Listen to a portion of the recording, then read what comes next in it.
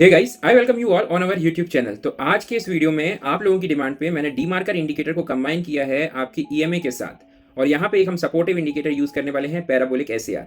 Guys, लगातार आप लोगों के लिए मैं बहुत सारे यूट्यूब पे स्ट्रेटजी लेते जा रहा हूँ, और हमारे लाइव सेशंस भी कंटिन्यू हो रहे हैं ऑन द यूट्यूब, जिसपे कि आप मेरे साथ मार्केट का एनालिसिस सीख सकते हो लाइव ऑन यूट्यूब, और वहाँ पे आप अच्छे खासे प्रॉफिटेबल ट्रेड्स भी क्रैक कर पाओगे मेरे गाइडेंस में।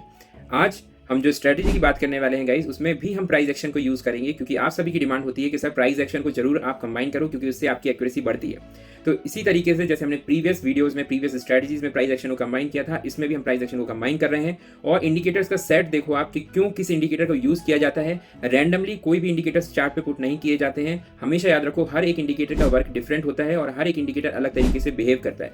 तो ये सारी चीजें मैंने डिस्कस की हैं यहाँ पे। जो कॉम्बिनेशन बनाया है इंडिकेटर का, जो ये सेटअप है, ये सेटअप आपको बहुत काम आने वाला है। अब आपके पास ऑप्शंस हैं कि आपके पास बहुत सारी स्ट्रेटजीज हैं। जो भी स्ट्रेटजी आपको बेस्ट रिजल्ट दे रही हो, आप उसको कंटिन्यू यूज कर सकते हो। ओके, तो इस वीडियो को पूरा देखो, मिलेंगे इस वीडियो के एंड में। तो यहाँ पे गाइस, इस स्ट्रेटजी में हम 3 इंडिकेटर का यूज करने वाले हैं। पहला इंडिकेटर हमारे पास है डी मार्कर, सेकंड इंडिकेटर है हमारे पास ईएमए, थर्ड इंडिकेटर है हमारे पास पैराबोलिक एसएआर। इस पर्टिकुलर स्ट्रेटजी पे भी आप काफी अच्छी एक्यूरेसी निकाल सकते हो। मैं हमेशा बोलता हूँ कि मार्केट में जो स्ट्रेटजीज का सेटअप है वो एकदम करेक्ट होना चाहिए। ये नहीं कि आपने रैंडमली 4-5 इंडिकेटर लगा लिए और आपने ट्रेड करना स्टार्ट कर दिया। ऐसा कभी भी मत करना, क्योंकि बिगनर्स हमेशा ये मिस्टेक करते हैं। बिगनर्स करते क्या है कि वो कहीं से एसएमए की स्ट्रेटजी देख के आते हैं, कहीं से जिगजैग की देख के आते हैं, कहीं से ईएमए की देख के आते हैं, कहीं से बॉलिंजर बैंड की देख के आते हैं, और सारे को क्लब कर देते हैं और एक साथ चार्ट पे लगा देते हैं। उससे होता क्या है, चार्ट मैसी हो जाता है, आप जजमेंट नहीं कर पाते हो, आप डाउट में जाते हो, और आपसे 100% है कि आपको लॉसेस होंगे। ये मिस्टेक्स आपने भी की होंगी और लगातार लोग करते भी हैं। यहाँ पे मैंने जो ये इंडिकेटर्स यूज किए हैं, ये इंडिकेटर्स आपके लिए बहुत बेनिफिशियल होने वाले हैं। देखो यहाँ पे EMA 60 जो है हमारा, वो है एक स्लो मूविंग एवरेज और एक डायनेमिक सपोर्ट एंड रेजिस्टेंस की तरह भी काम करेगा। Okay, long term expiry trades लेने के लिए भी ये बहुत यूजफुल होता है। तो एक सपोर्ट एंड रेजिस्टेंस को डायनेमिकली दिखाने के लिए हमने यहाँ पे EMA का यूज किया है। डी मार्कर इंडिकेटर हमें मार्केट में होने वाले वॉल्यूम के बदलाव को यहाँ पे दिखाएगा, एंड पैराबोलिक एसएआर से मार्केट के ट्रेंड को जजमेंट करेंगे हम। ओके, सारे इंडिकेटर्स का क्या वर्क होता है ये मैंने आपको यहाँ पे एक्सप्लेन किया। प्राइस एक्शन हमेशा कंबाइन करना है, जैसा कि मैं हमेशा बोलता हूं कि प्राइस एक्शन से ही एक्यूरेसी निकल के आती है इंडिकेटर्स की। क्योंकि बिगनर्स, हमेशा याद रखो कि आप लोग इंडिकेटर्स को सेट कर देते हो, स्ट्रेटजी लगा देते हो, बट कभी भी सिंगल कंफर्मेशन ऑफ इंडिकेटर काम नहीं करता है। प्राइस एक्शन को वहां पे आपको इंक्लूड करना पड़ेगा, क्योंकि अगर आपने 2 से 3 ट्रेड लॉस किए वहां पे, तो आप हो सकता है 4th ट्रेड में विन करने वाले हो, बट आप या तो स्ट्रेटजी स्विच कर देते हो, या तो आप मार्केट में चार्ट को स्विच कर देते हो, या आप उसी परफेक्शन से मार्केट को नहीं देखते हो, जैसे कि आपने शुरू के 3 ट्रेड में देखा। तो ये मिस्टेक्स आप लगातार करते हो, और इन्हीं चीज़ों से बचाने के लिए मैं आपके लिए जो स्ट्रेटजीज लेके आता हूँ, उसमें हमेशा मैं प्राइस एक्शन को कंबाइन करता हूँ। आप सभी लोग देखते होंगे, जब मैं YouTube पे लाइव सेशन लेता हूँ, मैं नेकेड चार्ट को ट्रेड करता हूँ, और वहाँ पे मैं सिर्फ और सिर्फ सिंपल लेवल्स के थ्रू ट्रेड कर पाता हूँ। क्यों? क्योंकि मैं वहाँ पे इंडिकेटर्स को इतना प्रैक्टिस हो चुकी है मुझे कि मैं बिना इंडिकेटर्स लगाए ही इंडिकेटर को इमेजिन करके चार्ट को ट्रेड कर पाता हूँ, एनालिसिस कर पाता हूँ। बट आप लोग अभी न्यू हो, तो आपके चार्ट में इंडिकेटर होना मस्ट है। आपके पास चार्ट में इंडिकेटर्स होने चाहिए। प्राइस एक्शन को फिर आप उसमें कंबाइन कर सकते हो, और फिर आप ट्रेड कर सकते हो। अब यहाँ पे हम बात करते हैं मार्केट में इस पर्टिकुलर ट्रेंड की, जो अभी चल रहा है। तो आप यहाँ पे देख पा रहे हो, कोई भी यहाँ पे ये बता सकता है कि मार्केट में एक अच्छा खासा अपसाइड का मोमेंटम है, बट यहाँ पे ये जो नीचे की तरफ आ रहा है, ये करेक्शन मूव है, और एक अगर ट्रेंड लाइन ड्रॉ करोगे डाउन साइड पे, तो उसका अभी ब्रेकआउट हुआ है। ओके, चलो पहले हम बात करते हैं कि ये स्ट्रेटजी वर्क कैसे करती है और इसमें प्राइस एक्शन को कंबाइन कैसे करना है। सारी सेटिंग्स इंडिकेटर की आप यहाँ से देख सकते हो, आपके सामने है स्क्रीन पे। अब मार्केट में हमेशा याद रखो, ये लॉन्ग टर्म एक्सपायरी ट्रेड्स के लिए ही स्ट्रेटजी है। क्योंकि आप में से काफी लोग मुझसे पूछते हो कि सर हमें 20 मिनट, 30 मिनट, आधा घंटा, 1 घंटे, 2 घंटे की ट्रेड प्लेस करने, काफी लोग तो 4 आवर्स के भी ट्रेड प्लेस करने के लिए पूछते हैं, तो हमें कैसे ट्रेड लेना चाहिए। ओके, तो यहाँ पे देखो, ये जो स्ट्रेटजी है उसी बेसिस पे वर्क करेगी। पर्टिकुलर हम एक जगह को पॉइंट कर रहे हैं और उस पर हम डिस्कस करेंगे सारी चीजें।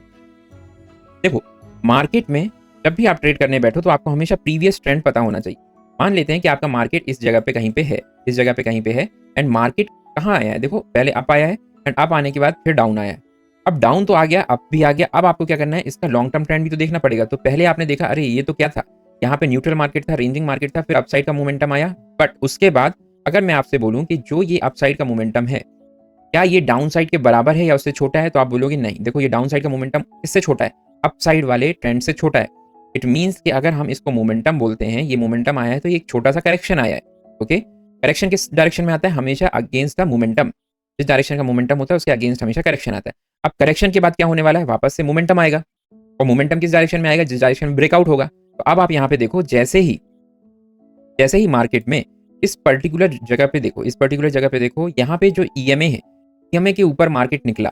हमेशा याद रखो, जब भी फर्स्ट टाइम पे मार्केट निकलता है तो 99% प्रोबेबिलिटी होती है कि वो फेक ब्रेकआउट हो सकता है।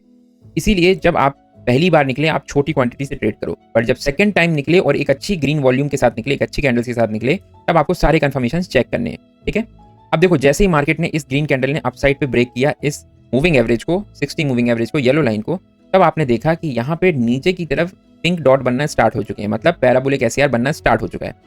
इसी के जस्ट नीचे अगर आप देखोगे तो आपको देखना है डीमार्कर इंडिकेटर को। डीमार्कर इंडिकेटर की बार्स यहाँ पे अप साइड में बनना स्टार्ट हो चुकी है। इट मींस कि यस, सारे कंफर्मेशन हमें इंडिकेटर वाइज मिल चुके हैं। अब बात आती है प्राइस एक्शन की।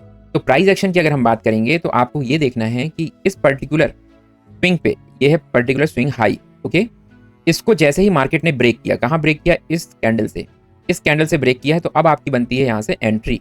ये पर्टिकुलर जगह से आपकी एंट्री बनती है। अब ये हमेशा याद रखो, इतना बड़ा ब्रेकआउट नहीं होना चाहिए कहीं कैंडल्स बहुत ऊपर मिली, जितना पास मिलेगी ईएमए के उतना बेटर होगा। तो ये इस जगह से एंट्री बना सकते हो आप, अदरवाइज आप वेट करके दोबारा से यहाँ पे जब मार्केट आए तब एंट्री बना सकते हो, क्योंकि आपको नियर टू ईएमए देखना है। अब चेक ये करना है कि प्रीवियस हाई को मार्केट की इस कैंडल ने ब्रेक किया है कि नहीं। तो बिल्कुल किया, ये है प्रीवियस हाई और इसको ब्रेक किया। जैसे ही ब्रेक किया आपको यहाँ से 20 से 30 मिनट का ट्रेड लेना है। अगर आप 1 मिनट के चार्ट पे ट्रेड कर रहे हो तो 20 to 30 मिनट आपकी एक्सपायरी होगी। ओके, हमेशा याद रखना ये लॉन्ग टर्म एक्सपायरी ट्रेड के लिए है। तो अगर आप यहाँ पे 5 मिनट के चार्ट पे ट्रेड कर रहे हो तो आपका 20 to 25 कैंडल्स का टारगेट होगा, 20 से 25 कैंडल्स का टारगेट होगा। अब देखो इसके बाद मार्केट कंटिन्यूसली अपसाइड की तरफ मूव कर रहा है, कंटिन्यूसली अपसाइड पे मूव कर रहा है। अब आपको यहाँ पे ना ही किसी इंडिकेटर को देखना है, ना ही किसी तरीके के प्राइस एक्शन को देखना है। आपको सिंपली आराम से रिलैक्स होकर बैठना है और आप एक फिक्स टाइम पे यहाँ से प्रॉफिट निकाल के जा सकते हो। अब ये चीज कंटिन्यूसली चल रही है, अब आपको कहीं पे भी दोबारा एंट्री नहीं मिलेगी। अगर आपका एंट्री लेने का मन हो रहा है तो आपको वेट करना है कि वापस से मार्केट में कोई भी कैंडल इसके पास आनी चाहिए, आपकी येलो लाइन के पास आनी चाहिए। बट यहाँ देखो कोई भी कैंडल येलो लाइन के पास नहीं आ रही है और कंटिन्यूसली मार्केट अपसाइड पे जा रहा है। Similarly in the case of down side की तरफ, तो आप ये देखेंगे, देखो फिर से आया क्या, मोमेंटम अपसाइड पे था कंटिन्यूसली। के बाद क्या आ रहा है, करेक्शन की जगह यहाँ पे क्या हो गया, कंसोलिडेशन। एंड कंसोलिडेशन के बाद होता क्या है, जिस भी डायरेक्शन में ब्रेकआउट आएगा उस डायरेक्शन की तरफ हमें ट्रेड प्लेस करना होता है। ठीक है, तो यहाँ पे हम क्या करेंगे, फिर से देखेंगे, देखो इस चीज को, अब डाउन साइड की तरफ की ट्रेड की बात करेंगे हम। तो यहाँ पे ये पूरी रेंज, जब मैंने यहाँ पे मार्केट को देखा तो इतनी सी रेंज थी, फिर मार्केट की रेंज यही, इसी तरीके से मैं इसको एक्सटेंड करता गया और मुझे देखने को मिला कि मार्केट में ब्रेकआउट कहाँ हो रहा है। देखो इस जगह पे, इस पर्टिकुलर जगह पे ब्रेकआउट हुआ। ब्रेकआउट की होने के बाद आपको इंडिकेटर्स देखने, इंडिकेटर्स में आपको क्या दिख रहा है, यस, आपके जो पिंक डॉट हैं वो कैंडल्स के ऊपर बनना स्टार्ट हो चुके हैं। आपका जो हिस्टोग्राम है, जस्ट इसके नीचे हिस्टोग्राम को देखेंगे हम, तो हिस्टोग्राम में देखो यहाँ पे डाउन साइड की तरफ एक बार बनी हुई है। ठीक है, इसमें डीमार्कर इंडिकेटर में यहाँ पे भी बनी हुई है, यहाँ पे भी बनी हुई है। अब देखो इस पर्टिकुलर जोन पे बात करें, अगर हम इस पर्टिकुलर जोन पे जिस जगह पे ब्रेकआउट हुआ है, इस पर्टिकुलर जोन पे ज्यादा कौन सी बार्स बनी हुई हैं वो देखो। यहाँ पे कितनी बार्स बनी हुई है, अप साइड की सिर्फ यहाँ पे 2 बार्स बनी हुई है, डाउन साइड की 6 बार्स बनी हुई है। इट मींस मार्केट में ज्यादा मोमेंटम डाउन साइड की तरफ आ रहा है। अब आपको यहाँ से एंट्री लेनी है नियर टू ईएमए, क्योंकि आपके सारे के सारे कंफर्मेशंस मिल चुके हैं। अब बात आती है प्राइस एक्शन की कंफर्मेशन की। तो प्राइस एक्शन का कंफर्मेशन कैसे मिलेगा आपको, कि जिस जगह पे ब्रेकआउट हुआ था, मैंने हमेशा बताया पहला ब्रेकआउट हमेशा फेल होता है। ये पहला ब्रेकआउट है, यहाँ पे आपको एंट्री नहीं होनी चाहिए, आपकी एंट्री कहाँ होनी चाहिए, दूसरे ब्रेकआउट पे। दूसरा ब्रेकआउट कहाँ पे है, यहाँ पे, यह दूसरा ब्रेकआउट। और इस जगह पे आपको देखना है क्या इसने अभी प्राइस एक्शन के हिसाब से इसको ब्रेक किया है, नहीं किया।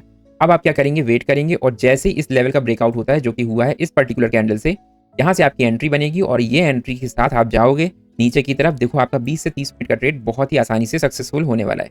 तो ये मार्केट में अब कहीं अगर इस जगह बीच में कंसोलिडेशन भी हो जाता है तो भी आपकी एंट्री पॉइंट के पास मार्केट दोबारा कभी आया ही नहीं है।